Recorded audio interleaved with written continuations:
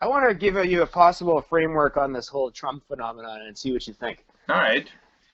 Um, which I haven't really heard people taking very much. The looking at it through the lens of the establishment versus populism. The Obviously when Trump came along, the sort of establishment, the oligarchs, the reigning political network of people that have influence over Congress through lobbyists, etc., did not want Trump. He was considered a populist figure, a long shot. No one had invested in him.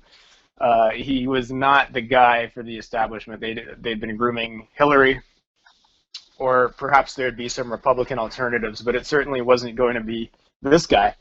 So he comes along, upsets the apple cart, and clearly the establishment, if you will, was furious about it.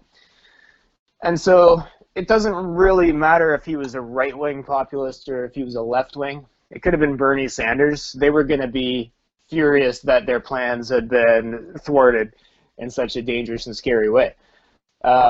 So they were going to come after this president really hard. And they've chosen an angle that works because of the rise of social justice warriors and critical theory. This was an angle that seems to have resonance to attack him as a racist and a potential fascist. And although he probably would have met that resistance anyways from like the grassroots left, it's a choice that the media has jumped on board with those attacks and consistently have been ramping them up. That's a choice that must be made at very high levels of power, because all these mainstream media corporations that are going after him, they're all owned by a small handful of corporate conglomerates. They're very top down at the end of the day. So yeah, you can't control people on Twitter who are far left and hate Trump, but certainly like CNN, Time Warner, MSNBC, they're all owned by a few higher ups who seem to endorse this narrative. And it just reminds me of this notion that, there's a sort of a handful of super wealthy people have a lot of power in setting the direction of the country, and Trump was one of these rich people. But if a bunch of other rich people decide they don't like you, they can go after you with a lot of force, and maybe that's what we're seeing here. I mean, I think that narrative can certainly be a possibility, but from where I stand, like to me, it seems like it is not at all that well thought out.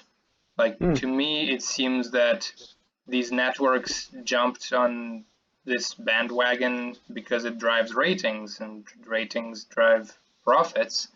And like I think my suspicion is that it's much more short-term thinking that is driving these decisions, and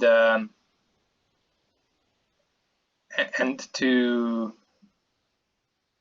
suspect otherwise is certainly a possibility. But like what is this thing that never assume malevolence if incompetence explains the problem? Like, Oh yeah. is that a saying? Like Yes, it is. Occam's razor or something? Like the simplest possible explanation is usually the right one. Um, Yes. so I mean, again, like I'm not discounting that possibility, but it Mm. also seems like that that may not be quite so insidious uh, Yeah, in a deep sense. it could be. It might be just a short-term business maneuver by profit-hungry execs Right. who saw an opportunity. And um, obviously, like I mean, I agree in a sense that if Trump, if they owed him favors and stuff like that, maybe this wouldn't be happening. So certainly, in a sense, the fact that he is an outsider of sorts makes him more vulnerable to this type of attack. So,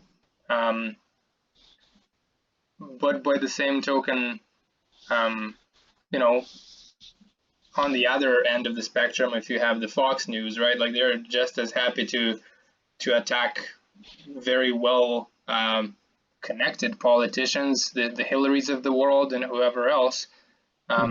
So yeah, I guess it goes Yeah, both that's ways. true. Yeah, that's true.